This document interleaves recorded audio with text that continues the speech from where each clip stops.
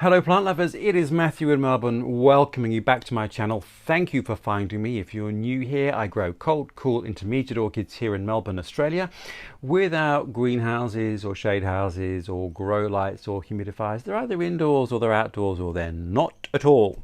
So if that is of any use to you, do hit subscribe. I post once a week, every Friday, of my continuing amateur ramblings through the, not the minefield, but the field of growing orchids here in Melbourne. And today, look at this beautiful tangerine orange number, which has burst into bloom and kind of surprised me. It is, and this name is actually wrong. It is actually a Bifrenaria aureofulva, so that oncidium bit there threw me, plant lovers, but after a little investigating, I found its real identity. So let me tell you about this beautiful species orchid from Brazil, which is very easy to grow. So as you can see, not a huge plant, and the flower is the most beautiful. It really is a tangerine orange, quite striking. And as you can see, I've got another spike there. It's beautiful. So this orchid is found on the east coast of Brazil at relatively high variety of altitude, up to sort of a mediumly high altitude, but it is not particularly cold growing. So it's described as being cool to warm, so it can grow in a myriad of conditions. But I am growing it outdoors all year here in Melbourne. And you know what? I'm actually going to show you where it is. And I think it is a great idea to show you where this beautiful orange baby lives, and it is outside. So I have actually put the orchid here so that we can see it a little more easily, but I'll show you where it was actually living for most of its life with me, which is just over here. And it was on this shelf on a lower level, so it was reasonably shady but still getting quite bright indirect sun from the polycarbon roof, as you can see, and there are lots of other more shade loving orchids in this area. So this was its permanent home until it decided to bloom, and now it's over on the table where I can enjoy it. But when it's finished flowering, it will come back here all year.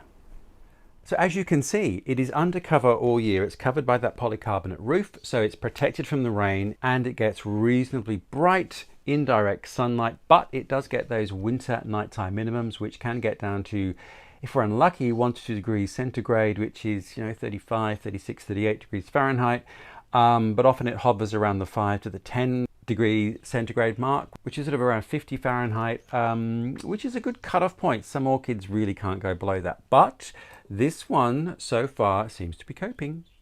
It has lived through a winter for me and produced a new growth, so it can't be that unhappy.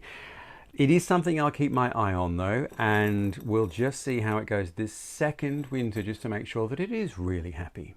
All right, so let me talk about care then. As you can see, it actually looks a lot like, well, like other Bifrenaria, but also Peonies, with this very sort of quite fat but quite round and small pseudobulb, and then the single leaf coming out of that.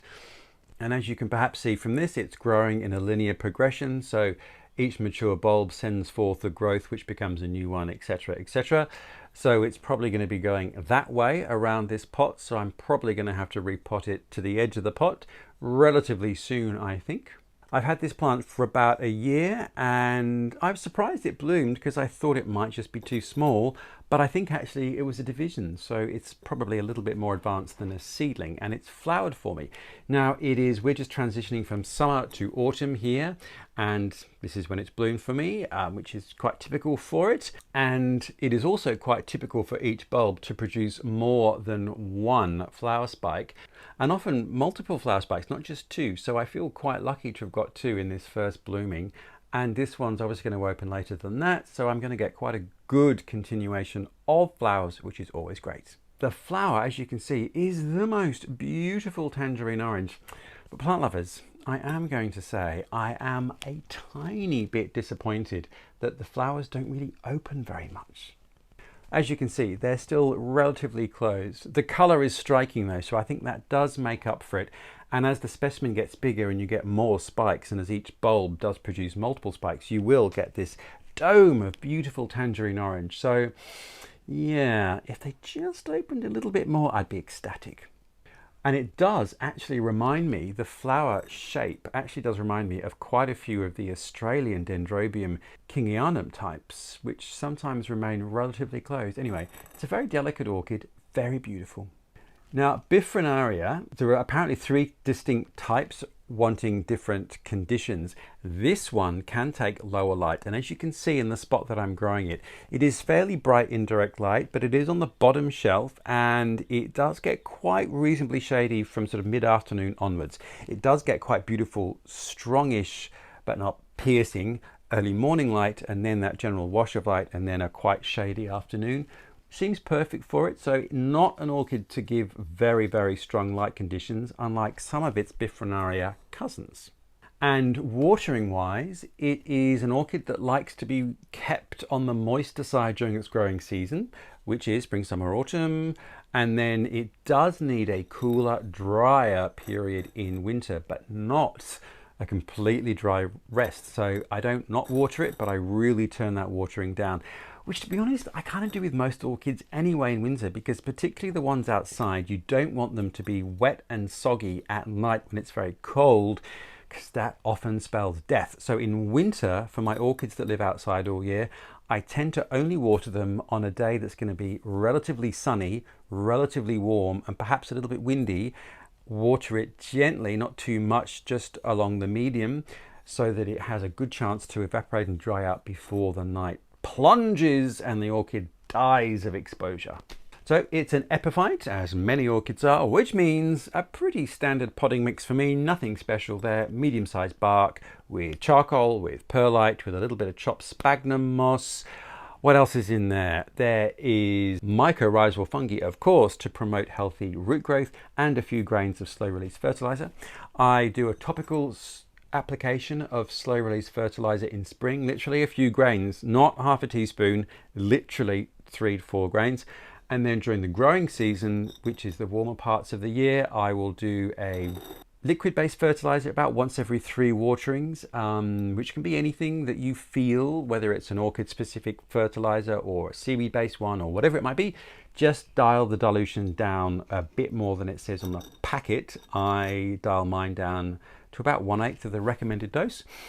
Otherwise, pretty straightforward. It just did its thing. I was a bit concerned that the leaves didn't look super healthy, but as I said, I think this is a division. They've obviously been trimmed, and I have also read that it is a type, like other Bifrenias, that the older pseudobulbs will lose their single leaf, but still remain viable and active in terms of their capacity to provide energy. So not unusual for the older leaves to look a little less than fabulous and to eventually drop off.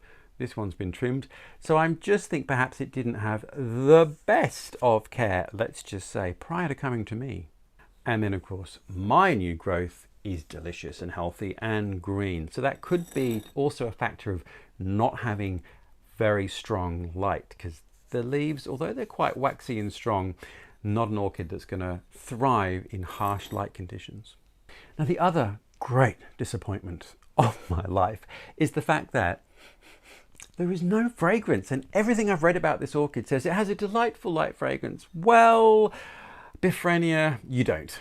And maybe it's just this specimen that I've got has just not had that gene switched on. I don't know. Maybe as it matures, it will get more fragrant.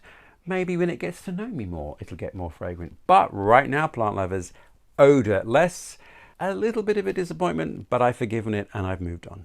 So there you go. If you're into species orchids, this is a relatively easy one to grow if your climate is like mine. I imagine if you're in a climate not like mine, you could certainly grow it indoors all year if your winters are just too cold to have it outdoors. And given its range of altitude, it is something you could grow in hotter climates as well.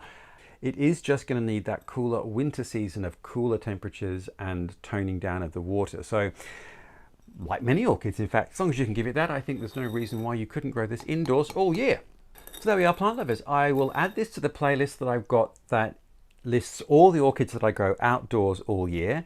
And I'll also add this to the playlist of species orchids, because I kind of have a bit of a thing for them. I don't know why. But I did recently join the Victorian Orchid Species Association, which is a great source of knowledge from experienced growers. And I'm sure wherever you are, of course, there'll be many orchid groups. and you'll be able to find one that kind of matches your interests, whether it's species or hybrids or dendrobiums or cymbidiums, whatever it might be. There's bound to be an organization somewhere near you that you can join. It's really fantastic, amazing place to find expert growers who just know their stuff, which I don't. So I'm always happy to learn from someone that knows more. Anyway, enough rambling. Thank you very much for watching. Thank you for enjoying this tangerine orange bloom, which I'm a little disappointed about. A, the flowers don't open. B, it is odorless. I've forgiven it and moved on. But if you do want to know what I might be doing next week, hit subscribe. I post every week, and I look very much forward to seeing you then with a continuing adventure. Until then, take care, and I'll see you and you next week.